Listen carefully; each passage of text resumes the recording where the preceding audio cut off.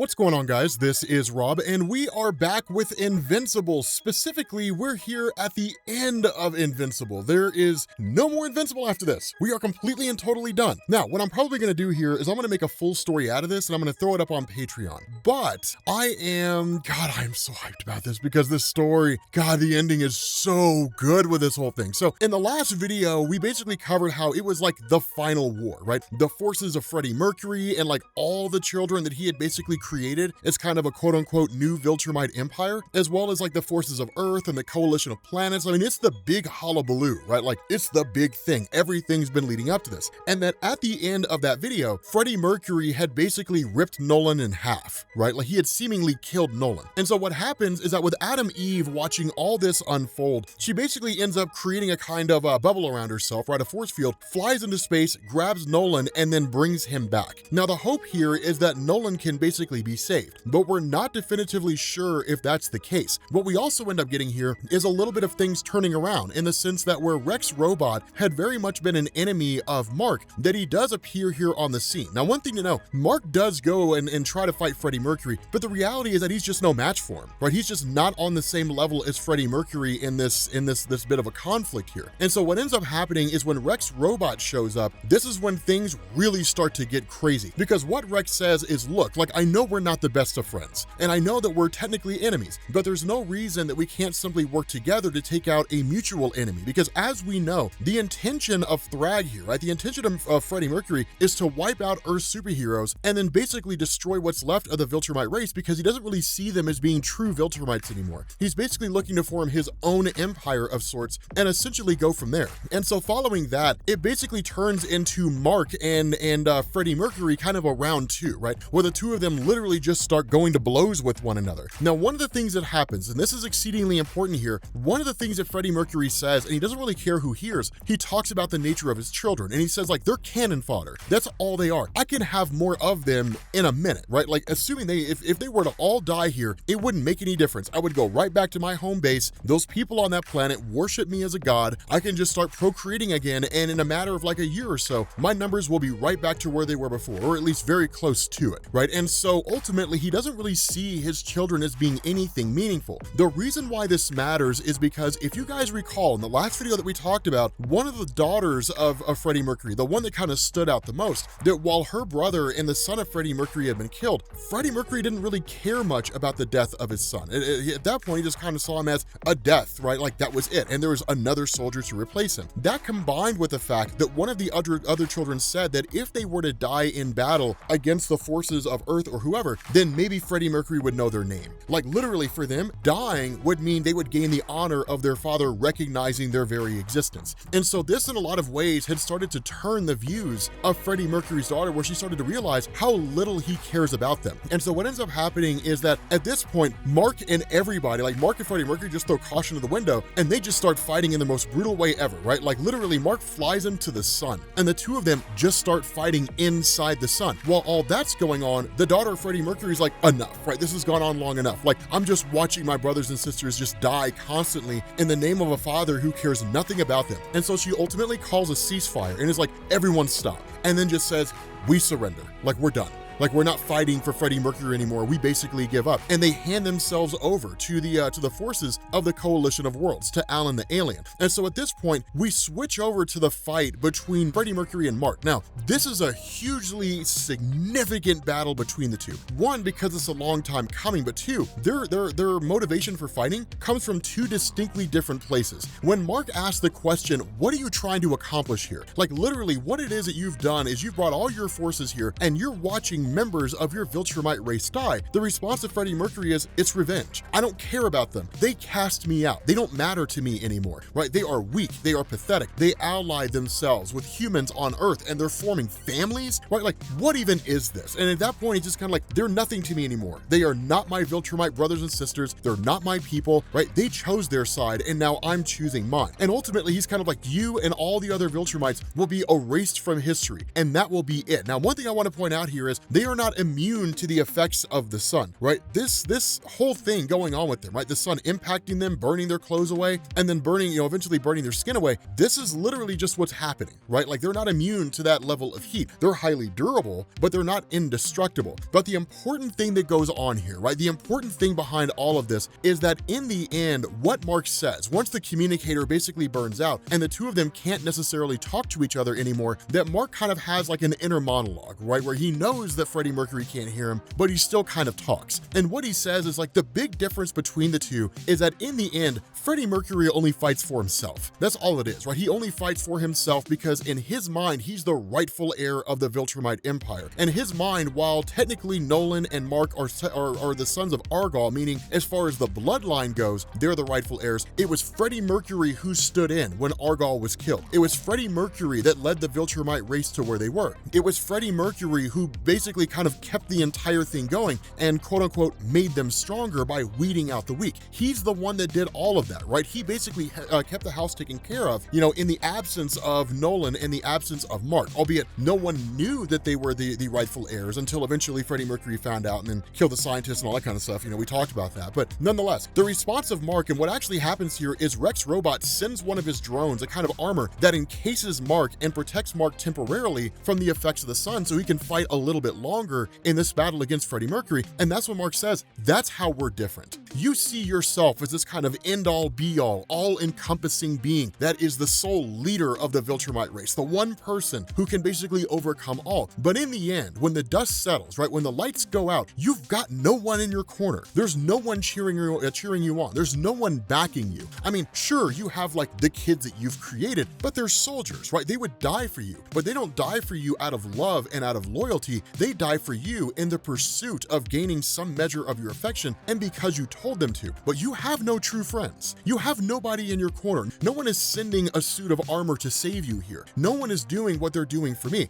That's the difference between us. And that's what Mark says. That is what inherently makes us stronger. And this is a true statement, right? It's an accurate statement to make that for so long, and even for myself as an individual, for so long, you kind of get used to being alone that after a while, when you're suddenly introduced to this idea that like you're better off having other people in your side, that it almost seems foreign to you. It seems strange. And it seems like it's not the way that it's supposed to be. And the result of this is that Freddie Mercury never accepted that, but Mark did, right? Mark was like, I've got people in my corner. I've got people watching my back. I fight for something greater than myself, right? He says, you value and respect only strength. You feel only the strong deserve to live. You cling to practices that pushed our people to the brink of extinction. You see us as people living only for conquest, measured only by the size of our empire. No room for peace, no room for compassion, no room for love. And he says, you thought you were keeping the empire alive, pulling us back from the brink of extinction. The truth is that you were holding us back. Under your leadership, the Viltrumites stood for nothing. They fought for nothing,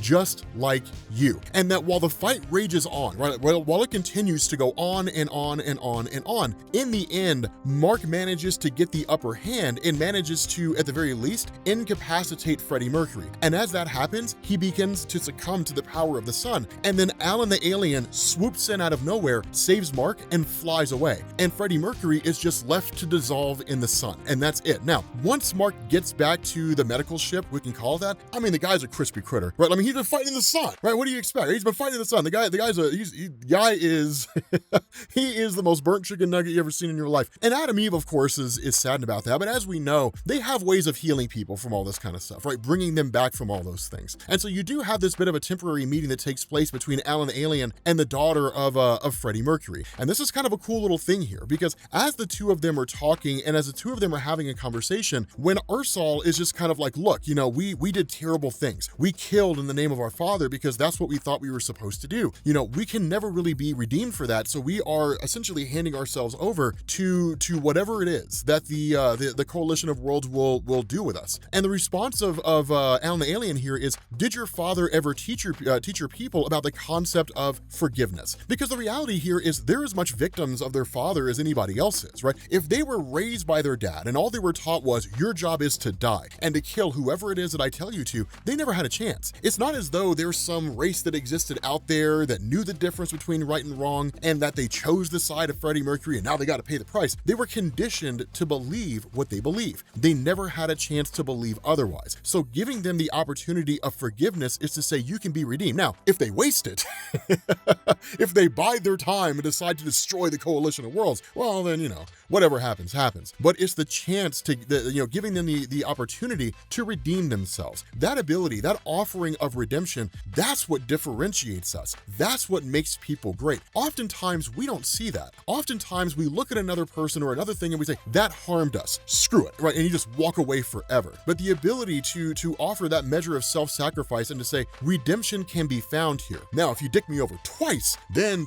we cut all ties. But having that measure of redemption, that's what differentiates the good guys from the bad guys. Now, as far as Mark goes, in the interim while he's healing, the guy looks like a Borg, not even gonna lie. But when he asked the question, how is Nolan doing, right? How's my dad doing? Can I see him? Adam Eve looks pretty sad. And the reason why is because once Mark goes to see his father, Nolan's basically dying. That you would expect Nolan to be able to survive that due to the various forms of medical treatment. But what he says is that in the end, his heart just wasn't strong enough to keep him alive, right? He says, I was able to dodge the brunt of Thragg's attack, but not enough. He says, because of my damaged heart, my body's not strong enough to repair itself. There's no coming back from Nolan. Now, this is an exceedingly important thing here. And if anything, this truly reveals how much Nolan has changed. Because if you guys recall, at the beginning of Invincible, he was going to conquer the world in the name of the Viltrumite race, and he damn near beat his son to death, ultimately stopping himself and then fleeing. What he says here is that everything he's done from the time that he became the Emperor until now was to lead the people of the Viltrumite race into a better future. And he says, it's your time now, Mark, right? I am passing on. That means that the role of Emperor now falls to you, and it's your job to lead the Viltrumite race. And when Mark says, but I don't want to, right? The thing that Nolan says is you have to remember, like, you can't leave here. I mean, you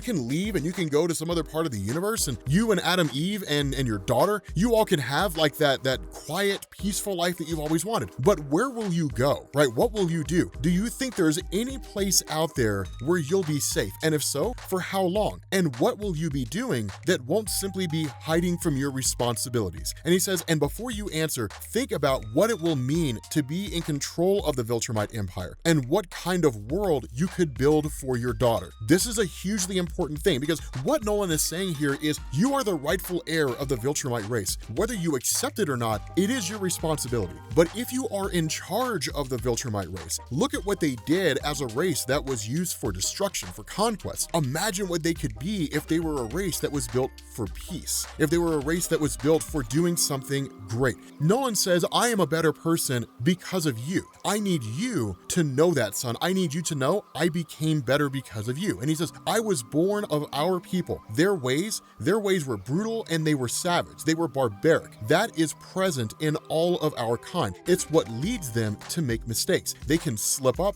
they can slide back into the old ways, just like Anissa did. You were free from that. You were always on a different path. You can show us a better way. And that's where Nolan ultimately passes away, right? That's where he passes away. But the last thing he says to Mark is, you changed me, you can change them. And that's where Mark basically, it really kind of dawns on him, right? Once his father passes on, once his father dies, then he realizes that yes, that is true. The entire Viltrumite race had been used as a race of conquest. They've been bred for conquest, right? That like weeding out the weak to only keep the strong, that it turned them into the Spartans of the Invincible universe, right? They were capable of fighting and not much else. Instead, what he says is we can make them better. We can turn them into something else. Adam Eve is not readily in support of that, right? Instead, she's just kind of like, no, I want us to be able to do our own thing, to kind of have our own life. But Mark's like, no, this is my responsibility. This is my role as the leader of the Viltrumite race. This is part of what it means to make a life with me. This is not something we can run away from. And so if this is something you feel like you cannot do, then it means, as heartbreaking as it is, we will have to part ways. But my duty is to a greater thing, because being in control of the Viltrumite race does not mean just sitting on Earth and making sure that they bang and they have kids so the numbers can increase. It means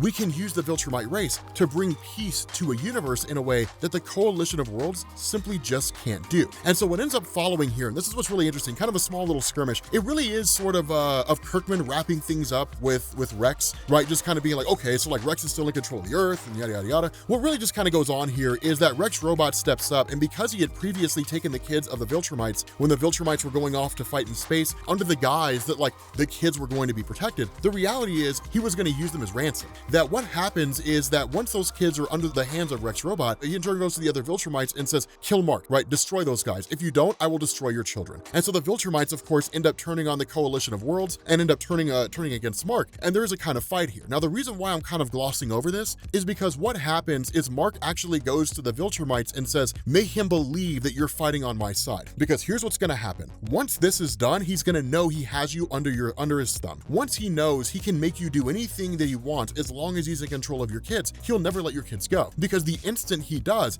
now he has no control over you. Like Rex is no different from Cecil. Cecil operated the exact same way. So he's like, put on a show, make it look good, and then in the end, we'll make our move and we'll come out on top. And that's exactly what happens, right? Once they're able to track down the location of where the actual Rex is among all those forces, they immediately attack and subdue him. Right now, Mark, of course, ends up going into space and having a bit of a conversation with Rex, but ultimately what he says is like, we're not going anywhere. And this whole thing that you have, this whole thing that you're doing here, it's not going to work. The reason why is, yes, you've made the world a better place. Yes, you've improved on things. When the question's asked by Rex, like, you see what your father saw, right? Like, you are your father's son after all, no matter how much you try to fight it. You see the difference I've made in this world. You recognize the positive effect I've had. I'm smarter than it's possible to give me credit for. I can see you thinking, you recognizing the good I've done, but I still fear the bad I could potentially do. You're racking your brain, trying to think of a way that you can keep one and lose the other, aren't you? And Mark says yes, and I think I figured it out. Mark kills Rex Robot on the spot, punches a hole through him, and then after everything is all said and done, he meets with the Immortal. And what he says is, everything that Rex has done in terms of unifying the world governments and creating a kind of lasting peace, that's what needed to happen, right? I couldn't see it at the time, but what he was doing was a good thing.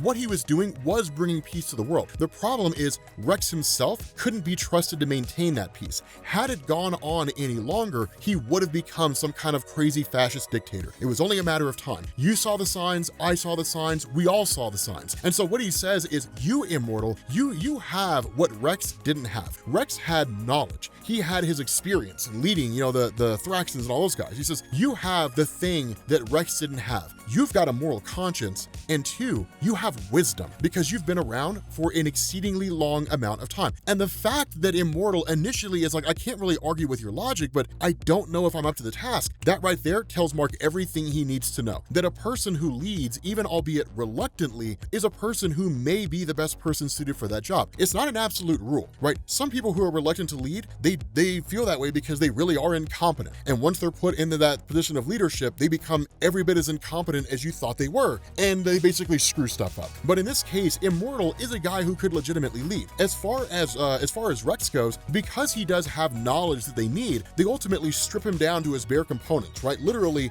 a brain hooked up to like a machine that can communicate, and that's it. But it can't activate any of the robots or anything like that. It's just a source of knowledge and nothing more. The other part of this is that Mark and the rest of the Viltrumites ultimately end up leaving the world. Now, here's one of the things that comes out of this. This is one of the significant moments here, is that you do have this realization as far as Mark is concerned that he has a son. Now, for those of you guys who recall the last video that we did, what we said is that when Anissa had sexually assaulted Mark and got herself pregnant, that she succeeded in that. But Mark never knew that he had a son. But following Anissa's death, somebody has to be there to raise this child. Somebody has to be there to take care of him. And that where Mark himself ends up stepping up after this kid kind of loses his mind and starts attacking the city, not fully realizing what he's capable of and so on and so forth, that Mark has a conversation with him. Mark starts talking to him and says, yes, like, I'm your biological father. I am one half of your genealogy, that your mother and I had basically been together even though it was against my will, and this led to you. But something that you have to understand is you have an incredible level of power, and you have to learn how to harness that power. You have to learn what it is that you're capable of. And so what ends up happening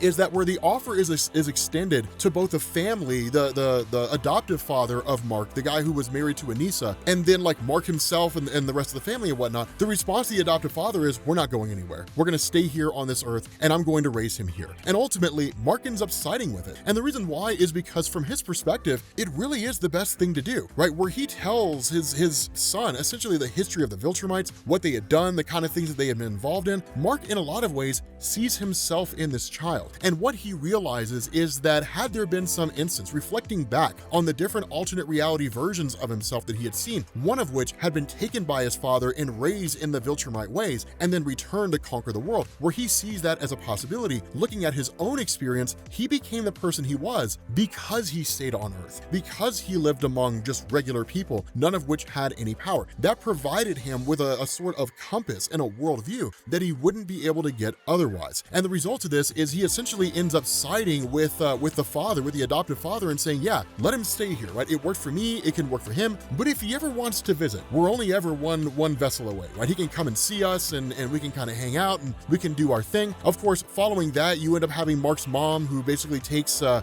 son to essentially go see the tailor, the guy that creates a suit for him. He kind of becomes Invincible Jr. to a degree, and then meets like the newest iteration of well, you could argue the Guardians of the Globe or the Teen Team, but whatever it is, the newest iteration of the superhero team that exists out there, fights alongside them, you know, and is basically kind of making a way for himself, right? Sort of carving out a bit of this for himself. Now, there are a couple things that Kirkman left open on the potential he could build on it at a future point in time if he ever wanted to come out. A really good example of this is what looks like the son of Angstrom Levy, that essentially he is here as a result of the actions of Mark in erasing the actual Angstrom Levy from the timeline, right? Like he literally says, Dad's not going to be here either. He's been erased from the multiverse. There's simply just none of him left, right? Now we know that because Angstrom Levy was destroyed, right? He was absolutely eradicated, but it means his son could end up taking up his mantle. Now this is where things also get kind of interesting, because following that, we get a couple little time skips here. Nothing overly huge, but for Mark's daughter, for Mark's daughter, he ends up having to go through daughter things, which of course is her just kind of being like, you know, it's not fair, right? You know, I can take care of these little puppies, you know, and Mark's like, you're not ready for a dog, right? So like she wants an animal, and then of course she gets a costume where she can fight, but she thinks the uniform sucks, you know, that her brother Marcus had like broken one of her belongings when they were on Earth, you know, that kind of a thing. That there was some alien race that had done something, I guess they had attacked some people and they had done it out of hunger or whatever it is. There's the big bomb where Mark catches his daughter with another guy. Where she's sneaking boys into the house, you know, like literally he's like, you're my daughter, right? I'm the emperor of our people. We have to set a better example, Tara. That boy was beneath you. And she's like, and beside me, and on top of me, and behind me, right? Just kind of, it's like, damn, Tara, right? This girl's a freak, having that hot girl summer. And then of course, as is usually the case, she grows out of that phase and then grows into becoming like an adult that kind of moves on and just starts focusing on trying to become the best version of herself, and even becomes a bit of a superhero to a degree. And so one of the things that's kind of cool here, and what's really interesting, is there is a point where a war breaks out between the forces of the Viltrumites, basically between the forces of Mark and the coalition of planets. And the reason why is it's 100% politics. What happens here is Mark is called to a meeting by Alan the Alien, and what Alan the Alien basically says is, your people are doing too good of a job traveling around the universe and ending conflicts, right? You're literally destroying dictatorships, you're getting rid of all these evil forces, and you're bringing peace to the universe. The problem with that is you're basically making the coalition of planets an unnecessary concept. There are people who are leaving, but my job is to keep the coalition together. So in effect, you are making me obsolete. That's a problem. And as a result of that, a war breaks out between the two. Now, it's one of those things where the war is essentially won by the Viltrumites. There's not really a whole lot that the coalition of worlds can do. And the response of Mark is, look, if this is the way things are, if my force is bringing peace to the universe, makes the coalition of worlds obsolete, then let it fade away. The coalition of worlds was a response to a chaotic time, that you had the Viltrumites who were running around the universe, they were conquering worlds, and they needed to unify in order to defeat that common threat. What you're doing here is you're holding on to the past. You're holding on to the way things used to be. You're not moving forward and you're not progressing. If there is no need for the coalition of worlds, then let the coalition of worlds die, right? If it doesn't have to exist, then stop trying to save it. And so that's why he's just kind of like, all you had to do was come and talk to me. You didn't have to start a war. You didn't have to initiate a conflict between us. But the reality is, we are not going to stop trying to make the universe a better place. Either you can accept that and help us become more of a humanitarian group as opposed to a military-based group designed for defense, or this war can keep going and we can bring to ruin everything that you know and everything you understand. Now, the other part of this is, remember, because Tara is 1/2 Viltrumite, as well as Mark being 1/2 Viltrumite, which I imagine Tara is actually more 1/4 Viltrumite, she has an enhanced longevity, right? Her and Mark will basically outlive Adam Eve. And that's exactly what happens. As the years pass and time goes on, Adam Eve gets older and older and older until she ultimately ends up passing away. And then she comes back. that apparently she is actually immortal. She dies of old age and then boom, powers reactivate, and then she basically just reverts back into her younger self, which is kind of cool because it means they can essentially stay together forever, which is kind of awesome. But that's the thing, right? Over time, and that's why I say we kind of get this time skip, right? This flashing forward. That over time, one of the things that the Viltrumites do is they bring an end to civil wars, like blood feuds that have been happening over planets. They bring resources and they bring ways to grow crops and things like that in order to allow planets that are otherwise arid or barren to flourish. How that focuses on the idea of, you know, a planet being unable to flourish because it's like too close to the sun, so it'll always be arid and barren. I don't really know. I assume they move the inhabitants to a different world. But the thing about this is that it really is them just making the world a better place, just improving on the world in seemingly everywhere they can. It's a lot of politics and it's a lot of kind of going back and forth. But at the end of the day, the task and really the thing that Nolan had set Mark out to achieve, which is to make the universe better, to lead the Viltrumites into a future where they can be a humanitarian and even savior race as opposed to a race of conquest, it all comes true. And so when what is probably the single greatest achievement of Mark at the end of all of this, when he's there with Adam Eve and he's there with his daughter and they're spending time together,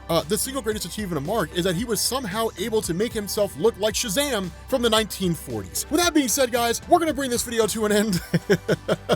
This is the end of Invincible, and what a story it was, right? Happily ever after. It's good to see that they all actually came out on top, but we're gonna bring this to an end. If you guys want to see the full story, make sure you check out Patreon, and I will check you all, or I will check you all. I will check yourselves before you wreck yourselves. I will catch you all later. Peace.